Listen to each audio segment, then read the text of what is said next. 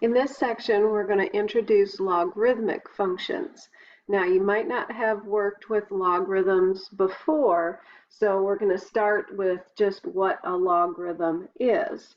So the key to being successful with logarithms is remembering that a logarithm is just simply an exponent.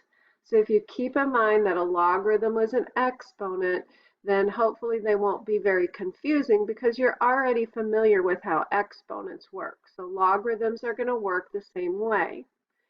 So remember in the previous section, we were talking about exponential functions where x was the exponent in the equation. Well, I'm going to use an exponential equation to kind of help describe what a logarithm is. So consider the equation 5 to the x equals 25.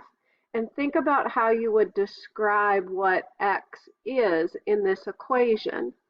Well, one way that you might describe it is to say that x is the value that we raise 5 to in order to get 25.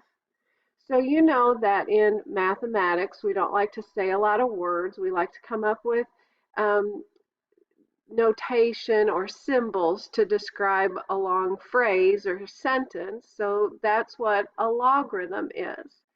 So the value that we raise a number to get another number is what a logarithm is.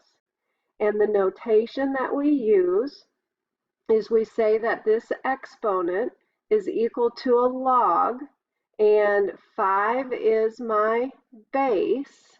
So whatever the base was in the exponential expression becomes the base on my logarithm. And then what number we are trying to get, the 25, goes right after that log with its base, and it is called an argument. So every time you write a logarithm notation, every time you write log with a particular base, there should always be a number after the log. So there should always be an argument because that's what you're taking the log of. So if you don't have a number after that, then that notation doesn't make any sense. So why we have logarithms is because when I go to solve an exponential equation, think about how you always go to solve any equation. The goal is to get x alone on one side. So when I go to solve an exponential equation, I want to be able to get that x alone, and that means having a way to get this x that's in the exponent position out of the exponent position. And logarithms allow us to do that. Now, obviously, in this equation that I gave you, 5 to the x equals 25, we can figure out that answer without doing anything because we know what you raise 5 to get 25. We know that for that equation, x would have to be 2 because 5 to the second power equals 25. But there are lots of equations where I don't know the answer. For example, in 5 to the m equals 15, this is asking what do we raise 5 to get 15. I don't know what that number is. I can guess that it's somewhere between 1 and 2, but I want to get an exact answer. So the logarithm is going to allow us to pull that m out of the exponent position and then use our calculator to figure out exactly what that m equals. So before we actually get to solving those types of equations, we need to understand a couple of bases that logarithms commonly have, and then also to be able to go back and forth between exponential equations or expressions to logarithmic equations and expressions. So first, let's talk about those two bases that show up a lot. The first one is base 10.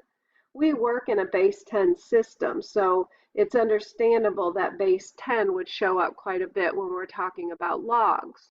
So if I write a logarithm as base 10, remember the base is always written as a subscript next to that log, but because this one shows up so often, and is known as the common log, we can drop the base in the notation. So if you see a log sitting there with an argument but without a base, then it's understood to be a base 10. So if I write log of 8, for example, this is understood to be log base 10 of 8. So we drop the 10 when we're talking about base 10. Just like we drop the 1 as a coefficient in front of x. You know, if I just write an x, we know that there's an understood 1 sitting in front of that x, but we don't write it. So with log base 10, we understand that there is a 10 there, but we don't write it. Okay, the other base is base e. Now we talked about what e was in the prior section on exponential equations. So the base e shows up in a logarithm just as often as a common log will, and it is known as the natural logarithm and has its very own notation. And its notation, instead of using log, uses ln. So that's an ln. So if I write the natural log of 8, this is understood to be a log with a base e to it. But we want to get away from using that when my base is e and moving to the notation that uses ln instead of log. It's still going to have all the properties, it still means the same thing, but a base e in logarithms just has its very own notation. Okay, so let's get to the main purpose of this section besides being comfortable with logarithms and understanding that they are just exponents. We want to be able to go back and forth between exponentials and logarithms, and then logarithms back to exponentials. So in this first set of examples, we want to be able to go from an exponential expression to a logarithmic expression. So what I have written up here is just sort of a little definition of each one of those expressions and how you go back and forth. So if you're given a logarithm, there's how I write it exponentially. If I'm given exponential, there's how you write it logarithmically. So let's use those and let's practice going through these problems here. So the first one is 28 equals 3 to the n power. So come up with the same way that you rewrite these every time, sort of become habitual with the way that you write them, and then pretty soon it will feel a little bit more natural than it does at first. So the way that I always rewrite an exponential function or equation as a logarithmic equation is to start with the exponent. So when I've got 28 equals 3 to the n, I'm going to start with my exponent. So my exponent is going to equal, because my goal is to get the exponent alone, so it helps me to write it this way. So my exponent equals, now I'm going to put in my log, my log, and then for that logarithm, I need a base and I need an argument. Now the base of my logarithm is going to be the same as the base here. So my base was 3 in the exponential, which means my base is 3 in my logarithm. And then whatever the exponential expression equaled becomes my argument. So it's exponent equals log, base, and argument. So let's look at the next one. On the next one, I've got 6 to the x equals 32. So I start with my exponent equals my log, and now I just want to put in my base and my argument. So my base is 6, so that's the base on my logarithm. And what my exponent expression equals is 32. So 32 becomes my argument. Now let's take a look at one with base e. So here I've got e to the m equals 20. So once again, I'm going to start with my exponent equals. But looking ahead, what I'm not going to do is write log, because when I think about what the base on that log would be, my base would be e. So I know that when my base is going to be e, I don't use the notation log, I use the notation ln. And then an ln has an understood base of e, so I don't have to write any sort of subscript here. All I need now is the argument of the ln, and my argument is going to be whatever the e equaled. So my e to the m equaled 20, so my argument on my ln is 20. So anytime you use an ln, it's an understood base e, so you don't have that subscript for your base. All right, so one more e just to look at it. For example, number 4. If you want to pause the video for a second and you try it, and then come back and see if you got it right. So for this problem, I'm going to start with my exponent. In this case, my exponent happens to be a 4, so 4 equals. And then looking ahead, I notice that my base is going to be e, so I'm going to write ln, no subscript, and my argument is what the e is set equal to. So my argument is p. So this is just going to be 4 equals the natural log of p. So make sure that when you write your argument, you don't make it look like a subscript. So this p should be the same size as the ln. It's only the basis when I have to write a base, like back here in example 2, where I write the number as a subscript. So it's a little bit smaller, a smaller font than the log and the argument. Okay, so let's turn it around, and now let's try to take a logarithm and go back to an exponent. So in these 4 examples, we've got a logarithm or a logarithmic equation given to us, and we want to rewrite it as an exponential equation. So again, come up with one way that you always do it so that it becomes more of a habit on how you start. Now, when I write a logarithm as an exponent, I always start with my base. So I want to get my base and my exponent first. So when I look at this problem in example number 5, my base is always obvious. My base is whatever that subscript base on my logarithm is. So I'm going to start with my base. My base is a, and the next thing I want is my exponent. So here's where remembering that a logarithm is always an exponent. A logarithm is equal to an exponent.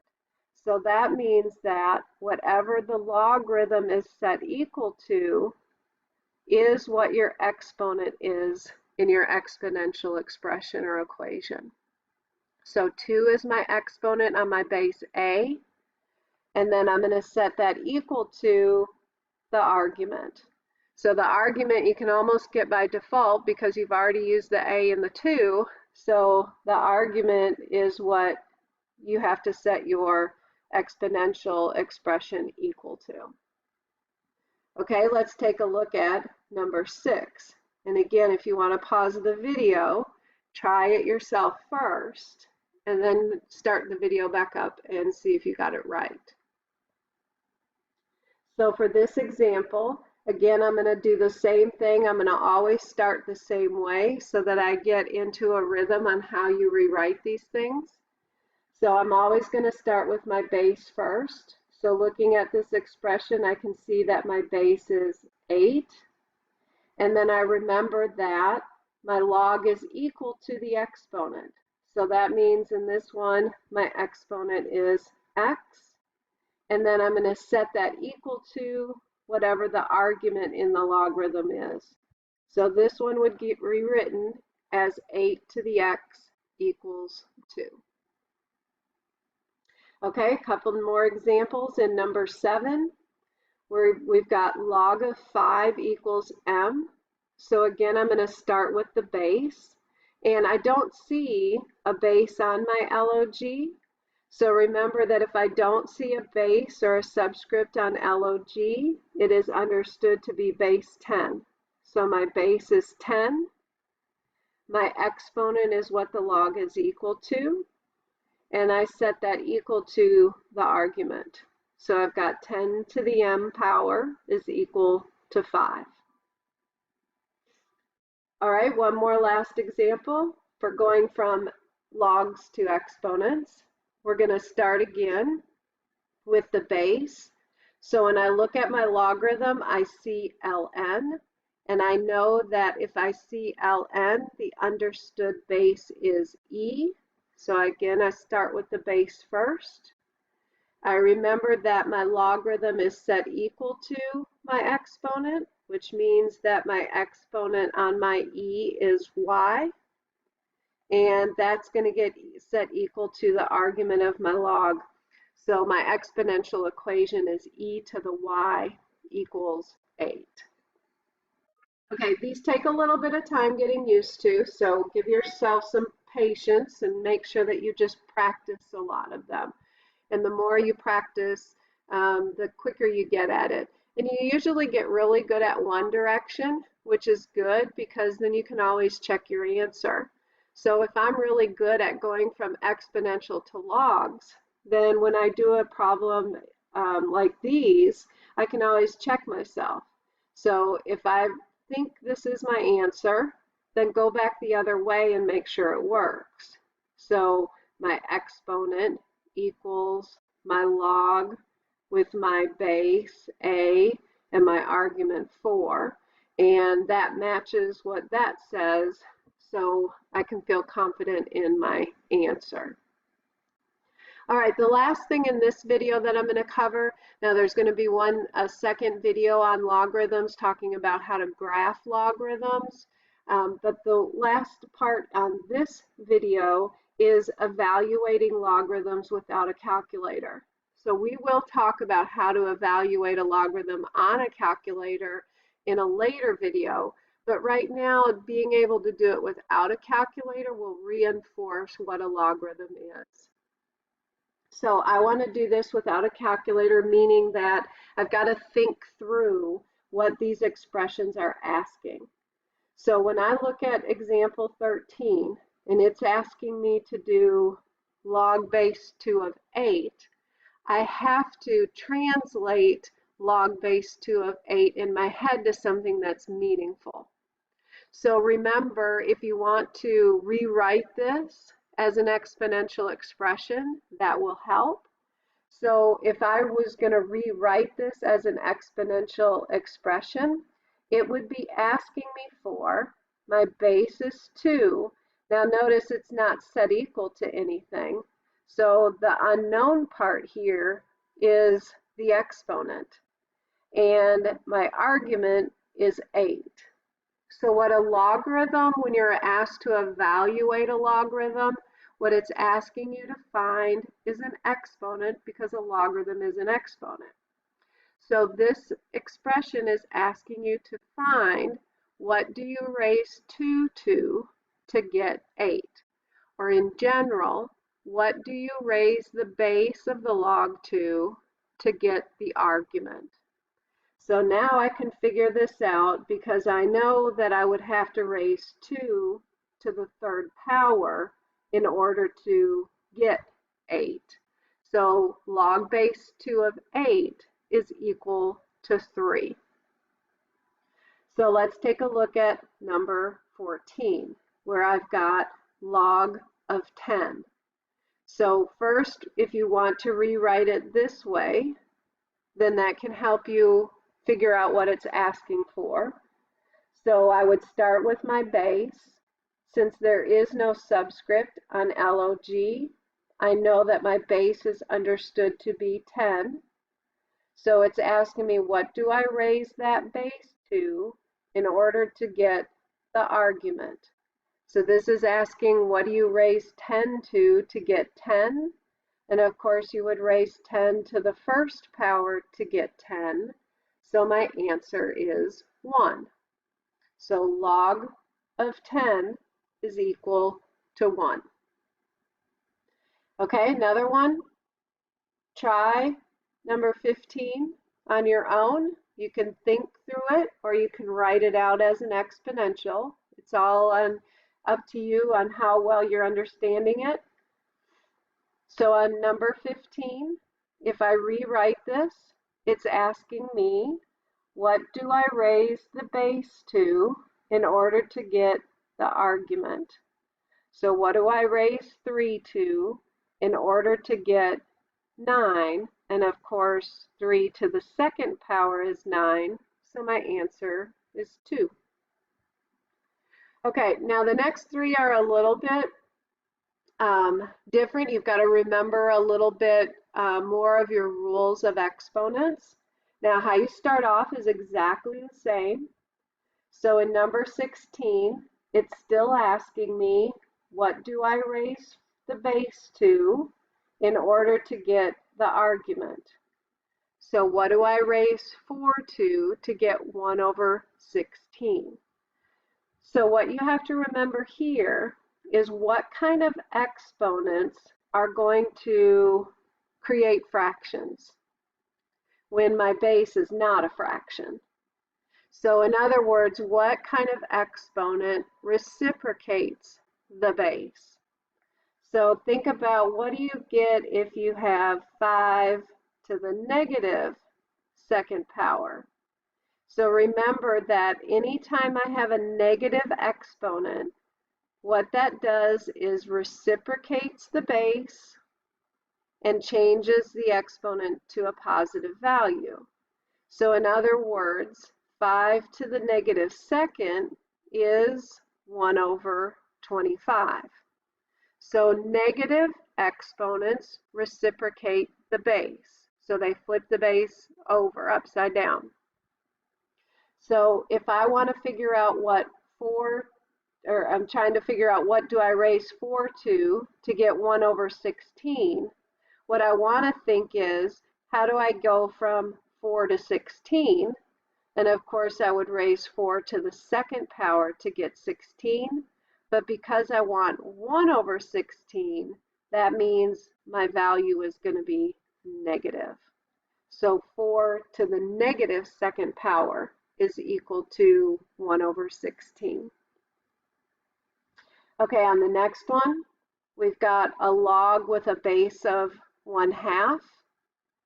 And we want to figure out, what do I raise 1/2 to in order to get 8? So again, when you compare the base to my answer, there's been a reciprocation. I went from a fraction to something that is not generally written as a fraction, to an integer. So that tells me that my answer is going to be negative. So I've got to figure out, what negative power do I raise 1/2 to get 8? And I know that that's going to be negative. And now I just want to fill in, what do I raise 2 to get 8? And that would be 3. So my answer is going to be -3. Okay, one last example. On this one, I'm being asked, what do I raise the base to get the argument? So what do I raise 6 to get the square root of 6? So once again, you got to think back to your exponent rules on what kind of exponents create roots. And of course, fractional powers create roots. Because if I have x to the 1/2 power, that is the square root of x. If I have x to the 1/3 power, that is the cube root of x. If I have x to the 2/3 power, then the denominator is my root, the index, so it's going to be a cube root, and my numerator is the exponent on the radicand, on whatever is underneath the root. So in this example, we want to know, what do I raise 6 to get the square root of 6? And I would have to raise 6 to the 1/2 power. The 2 is because it's a square root, and the 1 is because underneath here I've got 6 to the 1st power. So this number was the same. So that means that that number didn't get raised to a power other than 1. So this 1 is my exponent underneath the root, which in this case would be 1. So log base 6 of the square root of 6 would be equal to 1/2. Okay, so if you want to get into MyLabs Plus and start practicing these types of problems before you look at the next video, that would be fine. Otherwise, if you want to look at the next video to finish out section 4.2, you can do that and then get into MyLabs Plus. But I do want to do the other part of this section, which is the graphing of logarithms, in a separate video. So your choice. Start the homework or go ahead and look at the next video.